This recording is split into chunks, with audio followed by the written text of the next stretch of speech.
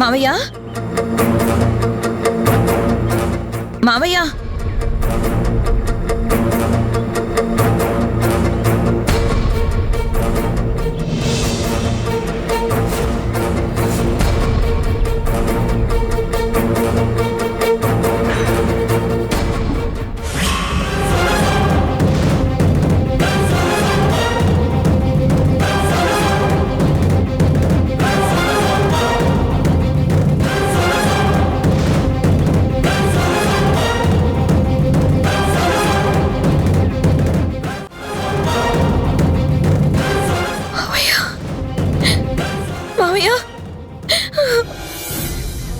మావయ్య మావయ్య మావయ్య మావయ్య శివ శివ ఏమైంది వదినా? ఎందుకంత కంగారు పడుతున్నావు? ఇది చూడు.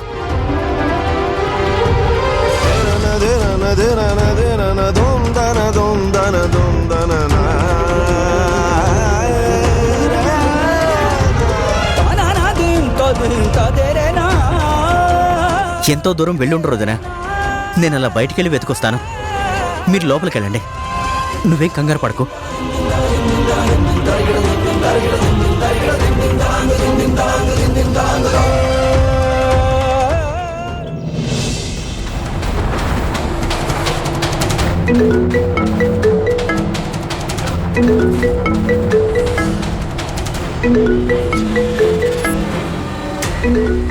ఈవిడ గారు ఫోన్ చేసిందండి.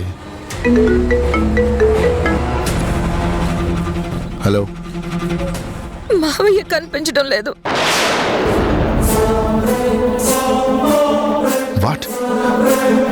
కనపడకుండా పోవడం ఏంటి? ఏం మాట్లాడుతున్నావు?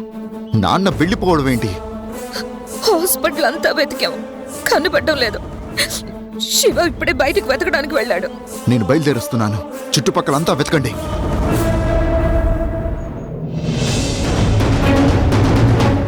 రే, ఏమైందిరా? ఎందుకంత టెన్షన్ గా ఉన్నావు? నాన్న హాస్పిటల్ నుంచి వెళ్ళిపోయారంట. అంటే నిద్రలో కూడా మెదడుకి నా మాటలు ఎక్కాయన్నమాట. మొత్తం దిగిపోయాక సీనియర్ సిటిజన్లో షివర్ మొదలై పారిపోయినట్టున్నాడు. అదేంటి? అసలే బాగోలేని మనిషి అలా ఎలా వెళ్ళిపోయారు? ఎక్కడ ఎలా ఉంటారు? అయ్యో, ఇదేం కర్మరా! నాన్న వెళ్ళిపోవడమేంటి? ఇందాకే కదా చూశాను.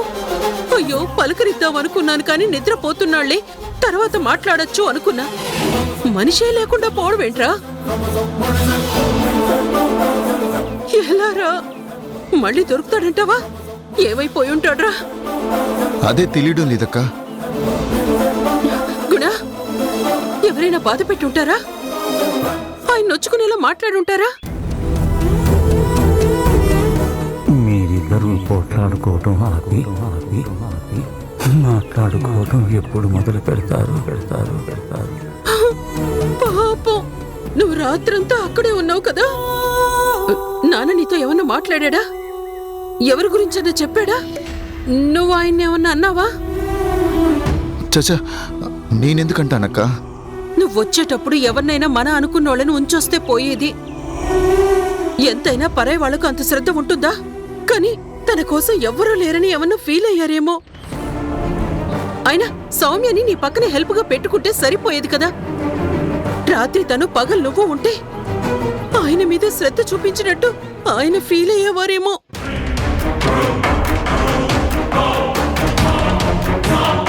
మన వాళ్ల మీద మనం చూపించే శ్రద్ధ వేరు. పరాయి వాళ్ళెవరైనా ఎందుకు చూపిస్తారా? దూరంగా ఏళ్ల తరబడి వెళ్ళొచ్చిన మనిషి తన దగ్గరైన వాళ్ళు లేకపోయేసరికి హర్ట్ అయిపోయారేమో.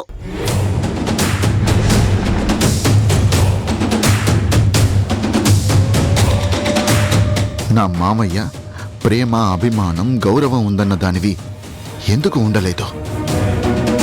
నా మీద కోపంతో నేను వెళ్ళగానే తను వెళ్ళిపోయింది. అంత ప్రేమ ఉన్నదైతే ఎవ్వరూ లేరని నాన్న దగ్గర కూర్చోవచ్చు కదా. తను వెళ్ళగలేంది నేను తక్కువ అని ఫోజ్ కొట్టి వెళ్ళిపోయి ఉంటుంది. అందుకే నాన్న ఫీల్ అయి వెళ్ళిపోయి ఉంటారు.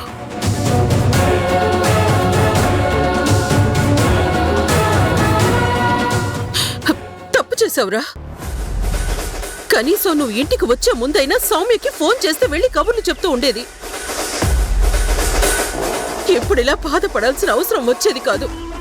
ఎప్పుడు చూడు ఇలా దొరికేడ్రా అనేంత లోపే అలా మాయమైపోయాడు.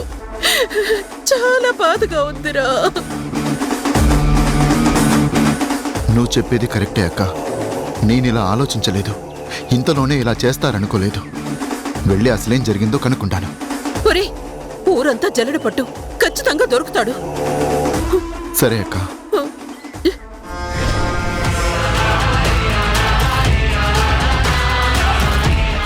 ముసలాడు తడుచుకొని వెళ్ళాడ్రా.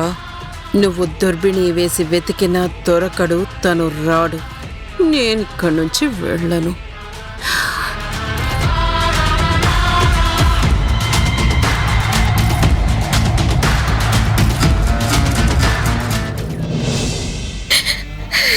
వదినా, బయట రోడ్లన్నీ వెతికా, అంకుల్ ఎక్కడ కనపడలేదు. ఈ విషయం నువ్వు అన్నయ్యతో చెప్పావా?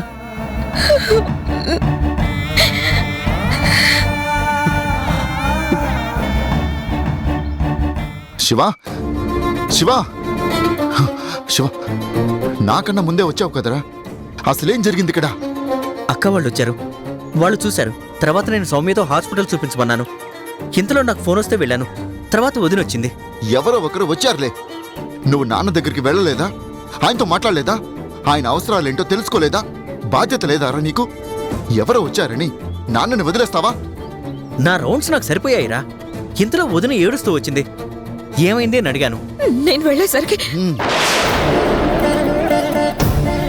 ఏదిరా ఆ లెటర్ అయితే? ఇవ్వు, ఇవ్వు. ఇదిగో.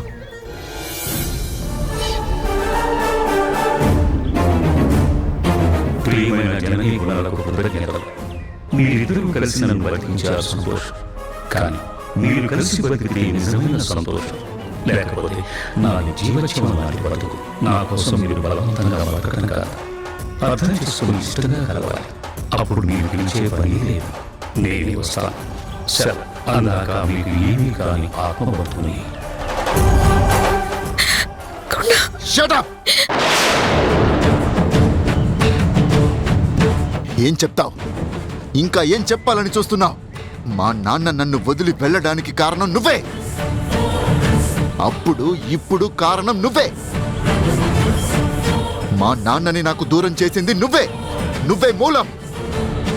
నీ కారణంగానే ఆయన వదిలేసి వెళ్ళారు. I hate you Janani. Get out from my sight!